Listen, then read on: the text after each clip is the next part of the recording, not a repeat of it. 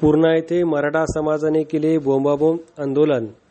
मराठा आरक्षण योद्धा मनोज जरांगे पाटील यांनी सुरू केलेल्या आमरण उपोषणाच्या समर्थनात आणि त्यांच्या उपोषणाची दखल घेत नसल्याच्या सरकारच्या निषेधार्थ पूर्णा शहरातील छत्रपती शिवाजी महाराज चौक येथे मराठा समाजाच्या वतीने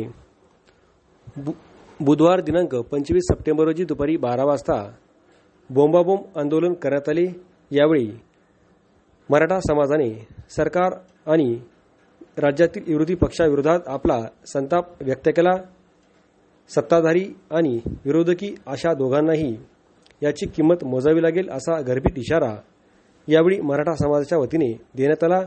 मोठ्या संख्येने मराठा समाज बांधव या बोंबाबोंब आंदोलनामध्ये सहभागी झाले होते. तरुण वृद्ध यांनी देखील या आंदोलनात आपला सहभाग नोंदवून सरकारच्या विरोधात निषेध व्यक्त केला.